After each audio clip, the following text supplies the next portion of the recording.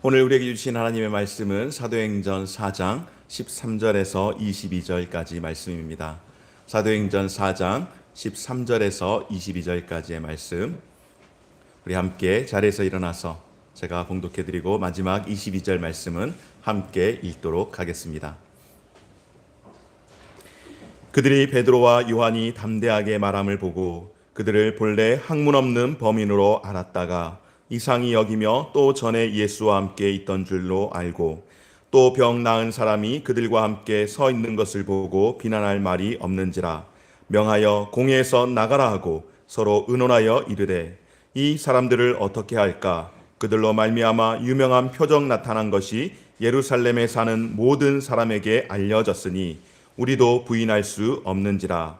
이것이 민가에 더 퍼지지 못하게 그들을 위협하여 이후에는 이 이름으로 아무에게도 말하지 말게 하자 하고 그들을 불러 경고하여 도무지 예수의 이름으로 말하지도 말고 가르치지도 말라 하니 베드로와 요한이 대답하여 이르되 하나님 앞에서 너희의 말을 듣는 것이 하나님의 말씀을 듣는 것보다 옳은가 판단하라. 우리는 보고 들은 것을 말하지 아니할 수 없다 하니 관리들이 백성들 때문에 그들을 어떻게 처벌할지 방법을 찾지 못하고 다시 위협하여 놓아 주었으니 이는 모든 사람이 그 된 일을 보고 하나님께 영광을 돌림이라. 함께 읽겠습니다. 이 표적으로 병 나은 사람은 40여 세나 되었더라. 아멘. 자리에 앉겠습니다. 우리 함께 서로 인사를 나눌까요? 할렐루야. 성령 충만하십시오. 행복하십시오. 네, 우리 옆 사람들과 또 가정에서도 성령 충만하시고 주 안에서 행복하시도록 하나님께서 그렇게 우리를 새롭게 하시고 은혜 주시기를 소망합니다. 지난 몇 주간 학습 세례식과 입교식 그리고 또 성찬식과 부활주일로 보던 사도행전 말씀을 잠깐 멈췄다가 다시 오늘 사도행전 보았던 말씀 이어서 계속해서 함께 보도록 하겠습니다. 오늘 이 시간에는 말씀을 그대로 제목해서 말하지 않을 수 없다라고 하는 제목으로 하나님 말씀 증거하기를 원합니다. 성전 미문에서 안진뱅이가 일어나 걸어가는 그 모습을 통하여서 그것 자체가 사람들에게 엄청난 표적이 되었습니다. 그리고 많은 사람들이 이 표적을 보고서 하나님께 영광을 돌리며 그 일로 인하여서 구름대와 같이 사람들이 많이 모였습니다.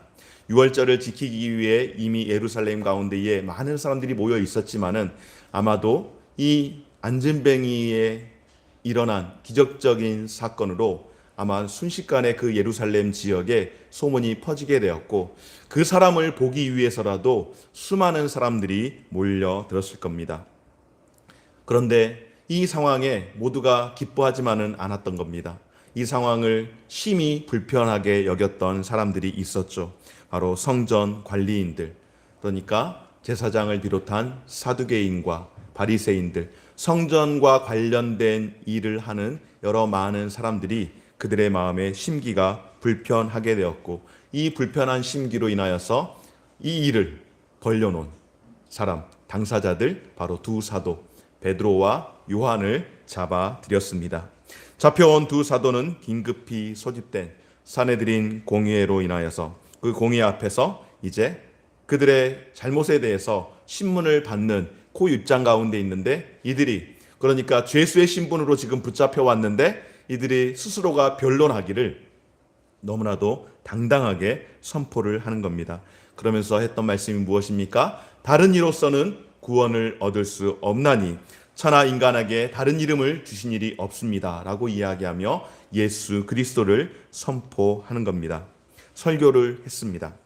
둘러서서 신문을 하던 공회원들 모두가 이들이 이야기할 때에 기탄 없이 이야기했다라고 그렇게 말씀을 하는데요. 그들이 숨김없이 두려워하는 마음 없이 담대하게 선포하는 그 말로 인하여서 오히려 놀랐습니다.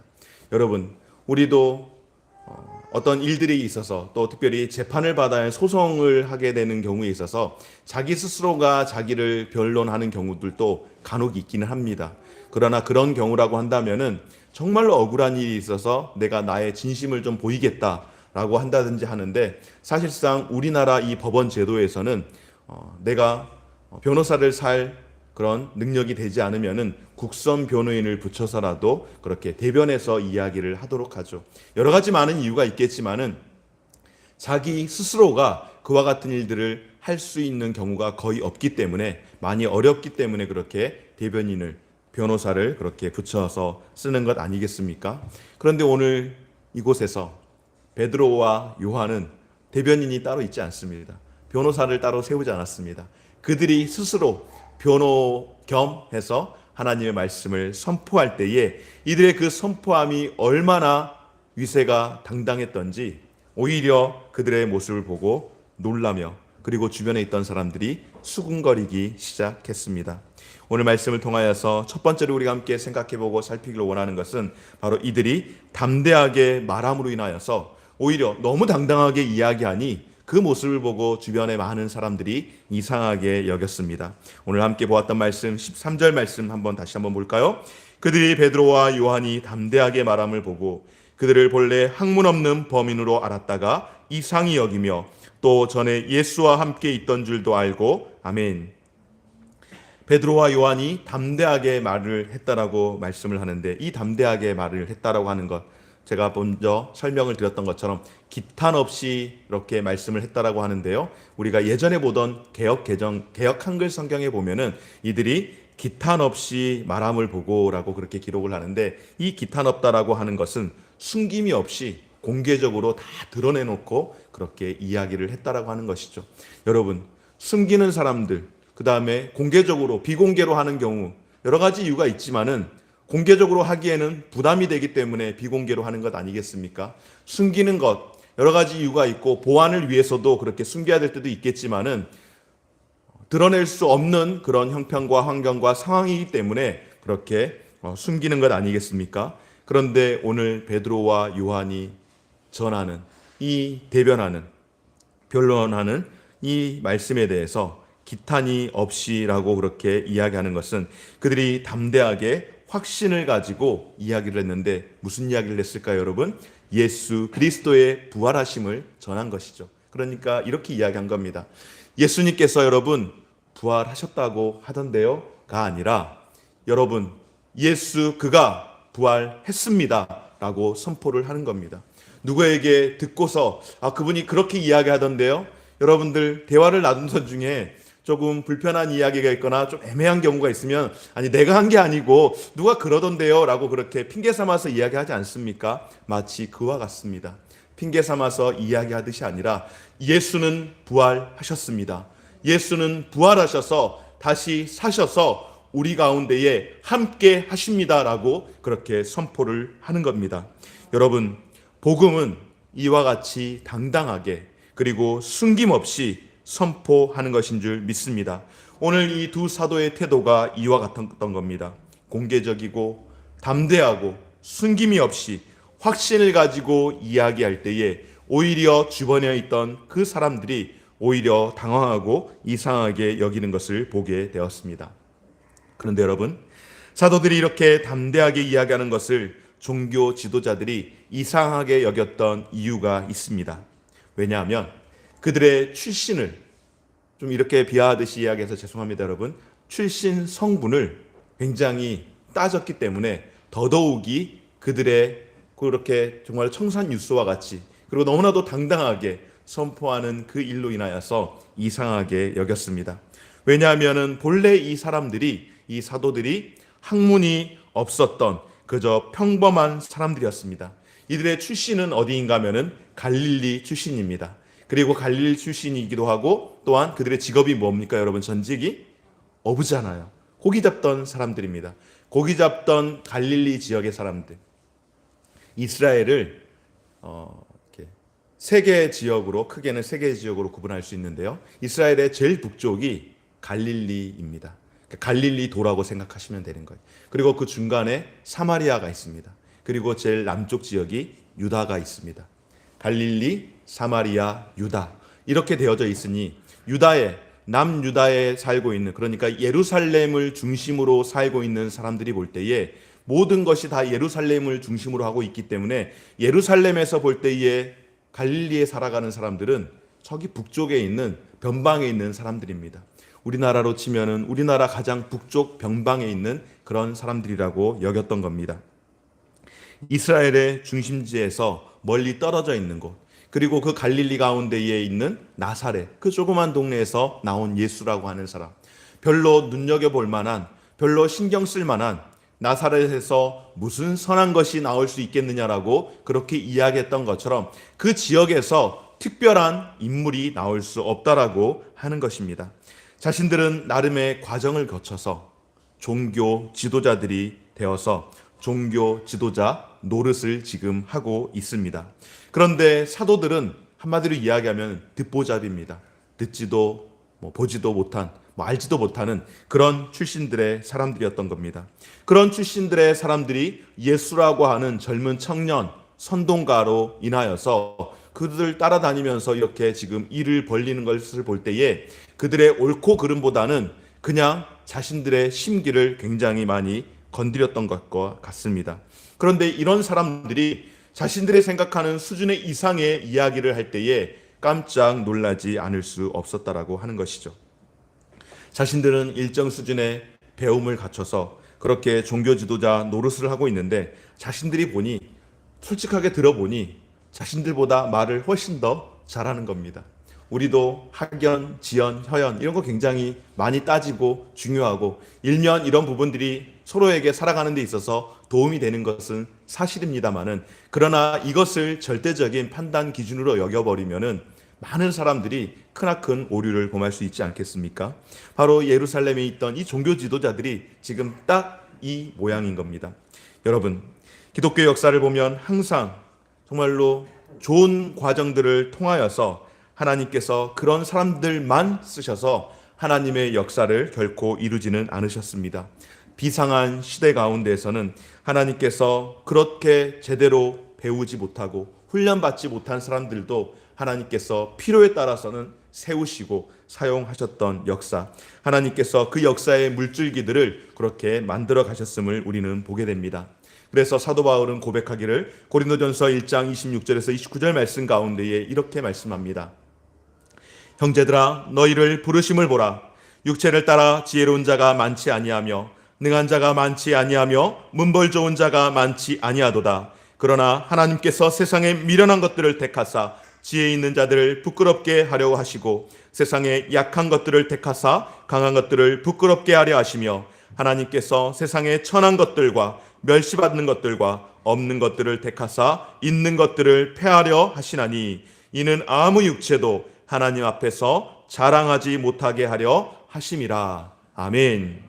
하나님께서 이와 같이 하셨던 이유 중에 하나는 무엇인가 하면은 문벌 좋은 자나 강한 자나 많이 배우는 자로 하여금 그것들을 자랑하지 못하도록 하기 위해서 하나님께서 약한 자를 들어서 강한 자를 부끄럽게 하시고 때로는 미련한 자를 들어서 지혜로운 자를 부끄럽게 하시는 그런 역사를 하셨던 분이 바로 하나님이시라고 말씀을 합니다.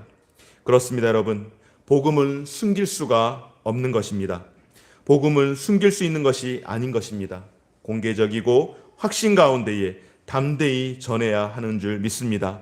성령께서 역사하실 때에 많이 배우고 아는 것으로 하나님께서 일하시고 역사하셨던 것이 아니라 성령께서 직접 역사하심을 통하여서 때로는 미련하지만은 때로는 약하지만은 성령님께서 미련한 가운데에 지혜를 주시고 성령께서 약함 가운데에 강함을 주실 때에 그 가운데에 복음의 역사들은 계속해서 이루어진 줄 믿습니다.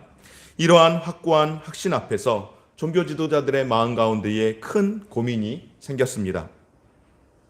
어떤 고민이 생겼는가 하면은 오늘 말씀 가운데에 15절 말씀, 16절 말씀 한번 볼까요? 명하여 공회에서 나가라고 서로 의논하여 이르되 이 사람들을 어떻게 할까? 그들로 말미암아 유명한 표적 나타난 것이 예루살렘에 사는 모든 사람에게 알려졌으니 우리도 부인할 수 없는지라. 아멘. 그냥 한마디로 오늘 베드로와 요한의 이 행동들을 통하여서 이들의 이 행위들을 통하여서 더 이상 종교 지도자들이 할 말이 없어지게 된 겁니다. 베드로와 요한이 성령 충만하여 그리스도를 제시했을 뿐만 아니라 예수님에 대해서 너무너무나도 잘 알고 있었고 또 그들에게 능력과 간증이 있었기에 그들이 더 이상 베드로와 요한을 어떠한 이유로서 그들을 붙잡아 놓을 만한 그런 명분을 더 이상 갖지 못하는 그런 상황이 있었기에 더 이상 할 말이 없었다라고 하는 것이죠. 너무나도 말을 잘하면은 그래 너 잘났다. 너 잘났으니 그냥 너 그렇게 많이 해라. 뭐 이런 분위기 아니었겠습니까? 차마 내가 졌다라고 말은 못하겠고 그러나 어떻게 할 수가 있는 방법이 없으니까 그냥 겁이나 한번 주고 쫓아내려고 하는 그런 상황이 되었습니다. 그래서 회유와 압박을 가하기 시작한 겁니다. 제자들에게 이르기를 아무에게도 이와 같은 일들을 이야기하지 말고 그냥 조용히 잠자코 지내도록 그렇게 이야기를 하는 것이죠. 여러분, 그런데 과연 그렇게 할 수 있을까요? 오늘 베드로와 요한의 그 마음을 보고 과연 그렇게 할 수 있을까요? 그냥 이렇게 생각을 해보면 좋을 것 같습니다. 여러분, 손바닥으로 우리가 어찌 하늘을 가릴 수가 있겠습니까? 하늘을 손바닥으로 가릴 때에 그냥 차라리 내 눈을 가리면은 내가 보지 않고 마는 것이지 우리가 어찌 우리의 무슨 능력으로 우리의 손바닥으로 하늘을 가릴 수가 있겠습니까? 진리를 어떻게 진리가 아니라고 그렇게 이야기할 수 있겠느냐 하는 것입니다. 오늘 종교 지도자들은 어떻게 해서든지 진리를 감추려고 합니다. 그것은 진리가 아니다. 너희들이 이야기하는 것은 절대 진리가 될 수 없다라고 계속해서 주장을 하는 것입니다. 왜 그럴까요? 왜 자신들이 베드로와 요한의 이 이야기를 들으면서 그들의 마음이 찔림이 있고 그들이 틀렸고 그들이 잘못됐다라는 것을 스스로 느끼기에 더더욱 반대급부로 반응을 함에도 불구하고 그들이 이것을 진리가 아니라고 계속해서 주장을 하게 되었을까요? 여러분, 그들 자신이 바로 진리가 아니었기 때문입니다. 그들 자신이 추구하고 그들 자신이 그렇게 따랐던 신앙의 그 전통과 유전들을 따라서 생활했던 그 삶이 그들 자신이 비진리였기에 오히려 진리가 드러나면 드러날수록 그것들을 감추기를 급급했습니다. 그들은 어두움의 사람들로 자기 안에 불의와 부정과 잘못된 악이 있었기에 오히려 드러나는 것이 빛을 싫어했습니다. 여러분, 빛을 가장 싫어하는 이 면이 어디일까요? 어두움 아니겠습니까? 어두움은 빛을 가장 싫어합니다. 비진리는 진리를 가장 싫어하는 겁니다. 그러나 문제는 어두움은 빛을 가두지 못하는 겁니다. 아무리 어두울지라도 빛이 비추게 되면은 여러분 그 가운데 있는 모든 어둠들은 다 떠나가게 되는 줄 믿습니다. 요즘 같으면 여러분들 잠 많이 못 주무시죠? 혹시 집에 암막 커튼을 두고 그렇게 사시는 분들은 그래도 충분히 주무실 수 있는데 보통 우리 그냥 삶을 살아가시는 분들 해가 뜨고 빛이 비추면은 그냥 몸이 이렇게 일어나는 그런 분들은 요즘 같으면은 날이 이제 빨리 밝아지잖아요. 한 벌써 5시면 밝아지더라고요. 그러면 금방 깨는 분들이 있어요. 여러분, 겨울 같으면 7시만 돼도 깜깜해가지고 지금이 아침인지 아직도 새벽인지 이 구분이 안 가서 잠을 더 자는 것 같아요. 아닌가요? 저만 그렇습니까? 여하튼 빛은 어두움을 숨기지 못합니다. 어두움은 빛을 숨기지 못하는 겁니다. 어두움이 아무리 어두울지라도 빛이 들어오면은 그 빛으로 인하여서 다 드러나기 마련인 겁니다. 비진리가 진리를 결코 이길 수 없는 겁니다. 또 한 가지는 무엇인가 하면은 진리가 자신들에게 불이익을 가져다 주기 때문에 그동안 자신들은 종교 지도자들로서 대물림을 해오면서 그리고 장로들의 유전과 전통을 따라서 성전에서 종교 지도자 노릇을 해왔는데 이 새로운 신생 세력이 찾아와가지고 자신들의 소위 말해서 이 입지를 굉장히 많이 흔드는 그런 상황에 찾아왔습니다. 사람들은 어떤 사실로 인하여 자신에게 있어서 이익이 없어지고 불이익을 당하게 되면은 그것이 진리일지라도 아니 그것이 진리인 줄 알지라도 그것을 거부하는 겁니다. 이미 지금 종교 지도자들은 자신들에게 있어서 피해가 찾아올 때에 이것이 진리인가 아니면 비진리인가 그것을 지금 논하고 싶은 마음은 1도 없는 겁니다. 관심이 없습니다. 일단 내가 불편해지고 내가 손해 보게 되어지면은 그것이 문제가 되어지는 것이고, 그 문제를 일으킨 오늘 베드로와 요한이 그저 마음에 들지 않을 뿐입니다. 그래서 여러분, 우리는 하나님 앞에 더더욱 바로 서야 할 줄 믿습니다. 우리가 진리 앞에 바로 설 수 있는 유일한 방법은 무엇일까요, 여러분? 겸손하게 진리를 인정하고 그것을 받아들이는 것인 줄 믿습니다. 진리에 대한 최선의 방법은 자기를 수정하고 받아들이는 것입니다.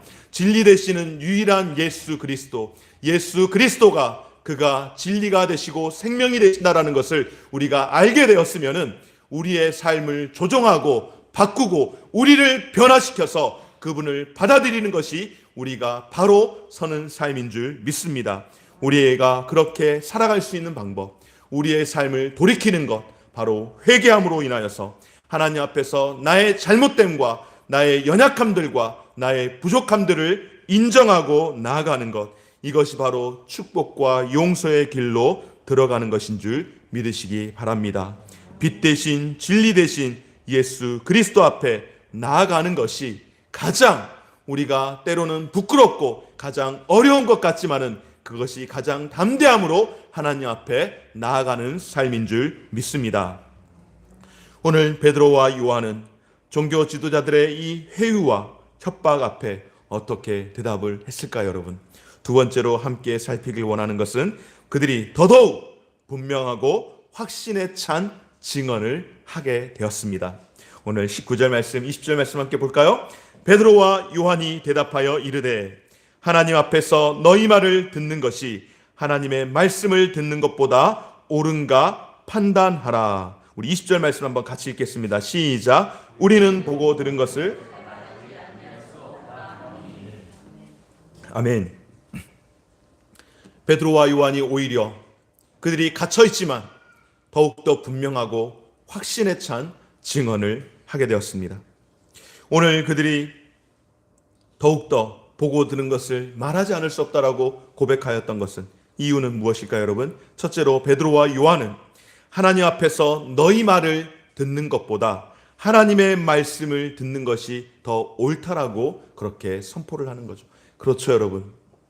모든 것의 기준이 하나님의 말씀이 되기 때문에 하나님의 말씀을 듣는 것이 가장 옳다라고 이야기하는 겁니다. 너희들이 아무리 그렇게 우리를 회유하고 협박할지라도 너희들의 말을 듣는 것보다 하나님의 말씀을 듣는 것이 더 우선될 수 없다라고 하는 것입니다.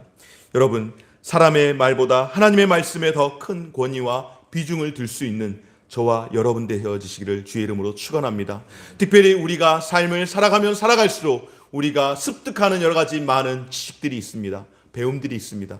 그러다 보면은 그것들이 우리에게 있어 많은 유용함을 주고 또한 우리의 많은 지식과 경험과 경륜들을 통하여서 이 땅을 살아가는 데 있어서 반드시 지혜롭게 살아가야 할 필요가 있습니다.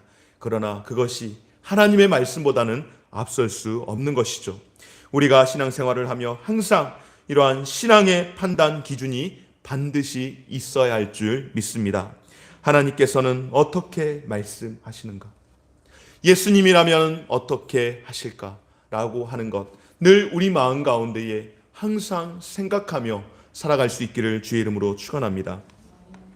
예전에 함께 사역을 할 때에 교육자들이 여러 명이 있으니까 여러 명이 있는 교육자들이 다 같은 마음이면 좋겠는데 생각들이 다 같지 않습니다. 왜냐하면 살아온 환경도 자라온 시절도 다 다르기 때문에 저만 같아도 먼저 사역하던 곳에서 같은 부목사들끼리라도 저하고 나이가 띠동갑 이상으로 차이가 나는 그런 친구들이 있었습니다. 교육부사는 총괄하는 이런 이 목사님들은 저보다 10살 가까이 이렇게 어린 그런 친구들이 사역을 합니다. 대화를 하다 보면은 순간 저도 화가 날 때가 있습니다. 야, 아무리 너나 나나 같은 부목사지만 그래도 내가 너보다 10년은 선배인데 이런 생각이 들 때가 있습니다. 이 세대가 정말로 차이가 나는 겁니다. 그런데 어떤 이슈가 될 만한 이야기들이 있을 때에 교육자들이 모여서 같이 회의를 하면 담임 목사님께서 한 번씩 툭 던지는 겁니다. 여러분들은 어떻게 생각하시느냐? 그러면은 교육자가 한 10명 이렇게 있으면, 부교육자들 10명이 있으면은 10명이 다 다릅니다.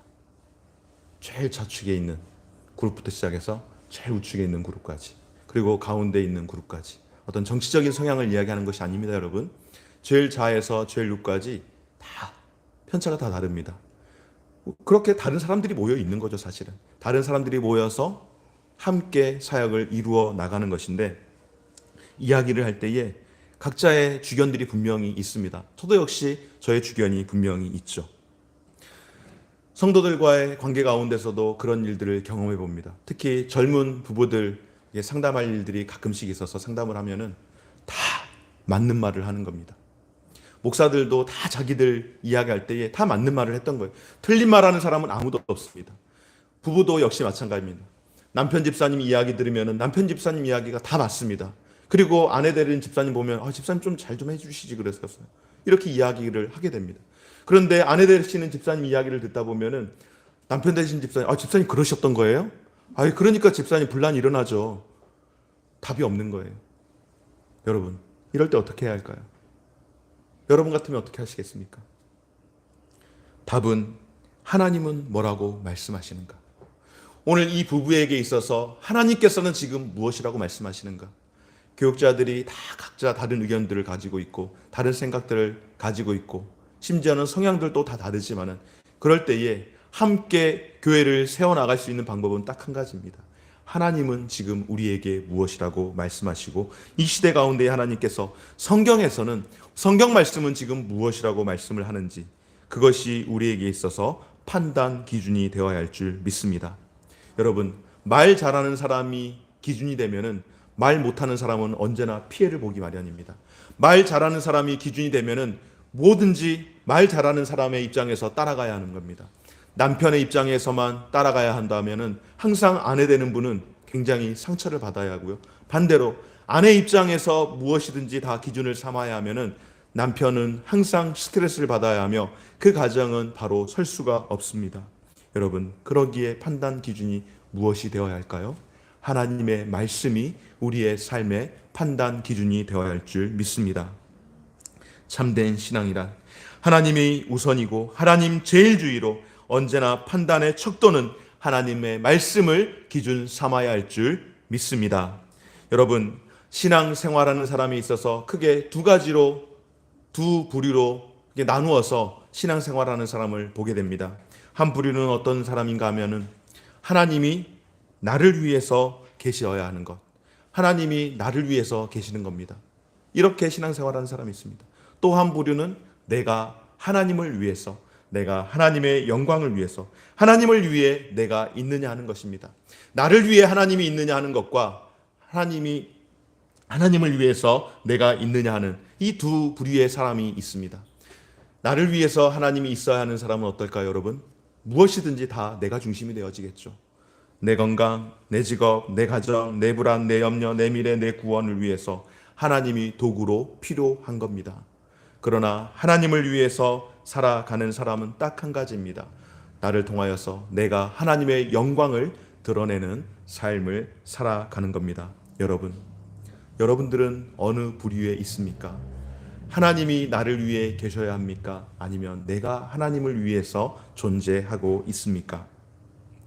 하나님이 필요해서 교회를 나오고 있지는 않으십니까? 내가 하나님을 위해서, 하나님의 영광을 위해서 예배하는 저와 여러분들 되어주시기를 주의 이름으로 축원합니다. 여러분, 하나님보다 더 높은 것이 있을 수 없고 하나님보다 더 옳은 것이 있을 수 없음을 우리가 반드시 기억하기를 주의 이름으로 축원합니다. 오늘 사도 베드로와 요한, 이 두 사람, 하나님 우선주의, 하나님 제일주의로 신앙생활을 했던 사람입니다. 그래서 내가 사람의 말을 듣는 것이 옳은가, 하나님의 말씀을 듣는 것이 옳은가라고 이야기하며 오히려 그들에게 역으로 질문을 하는 것이죠. 우리의 인생의 최대 목표와 사명은 하나님께 영광을 돌림으로 살아가는 것인 줄 믿습니다. 하나님 우선주의로 판단하고 또한 결정함으로 살아갈 수 있는 저와 여러분 되시기를 주의 이름으로 축원합니다. 둘째로, 분명하고 확신에 찬 베드로와 요한의 이 증언은 또한 무엇이었는가? 하나님 제일주의로 살아가던 그 요한과 베드로의 이 삶 가운데에 그들은 이와 같이 고백합니다. 오늘 20절 말씀에서와 같이 우리는 보고 들은 것을 말하지 않을 수 없다라고 그렇게 고백을 하는 겁니다. 여러분, 복음은 우리에게 생명인 줄 믿습니다. 복음은 논리나 철학으로 이야기하는 것이 결코 아닙니다. 복음은 사실, 생명 그 자체인 줄 믿습니다. 이런 의미에서 복음은 지식적이기보다는 오히려 체험적인 부분이 훨씬 더 강하고, 아니 체험적이라고 이야기할 수 있습니다. 아무리 예수를 믿으라고 이야기한들 예수가 안 믿어지는 걸 무슨 수로 해결을 할 수 있겠습니까? 하나님께서 우리에게 성령의 은혜를 통하여서 믿음을 주실 때에 우리의 믿음을 통하여서 믿을 수 있는 것 아니겠습니까? 그래서 오늘 사도 베드로와 요한은 내가 보고 들은 것을 말하지 않을 수 없다라고 고백하는 줄 믿습니다. 안진뱅이가 나면서부터 안진뱅이였는데 그가 40년 동안 안진뱅이였다라고 이야기합니다. 40년 된 안진뱅이가 지금은 걷고 뛰고 일어서서 성전을 뛰어다니며 지금 그도 함께 하나님을 예배하고 있습니다. 여러분, 무슨 이야기와 무슨 설명이 지금 필요하겠습니까? 이미 지금 이 안진뱅이가 일어나서 걷고 뛰고 하며 그 자체가 복음이 되었고 그 자체가 지금 증인으로서의 삶을 살아가고 있는데 더 이상 거기에 무슨 설명이 부연이 더 필요하겠느냐 하는 것입니다. 자신이 체험하고 전하는 것입니다. 그래서 사도들도 고백하기를 우리가 보고 들은 것을 말하지 않을 수 없다라고 고백한 줄 믿습니다. 그렇습니다, 여러분. 우리가 예수님을 이렇게 만났으면 좋겠습니다. 우리가 예수님을 전하지 못하는 이유는 눈으로 보고 귀로 듣고 손으로 만진 경험이 없기에, 우리가 또한 자신이 없기에, 불안하기에, 이랬다 저랬다 하는 헷갈리는 그런 마음들이 있기에 그러는 것 아니겠습니까? 예수님에 대한 체험이 있는 자만이 예수님에 대해서 확실하게 말을 전할 수 있는 것입니다. 오늘 저와 여러분들에게 하나님께서 이와 같은 은혜 주시길 원합니다.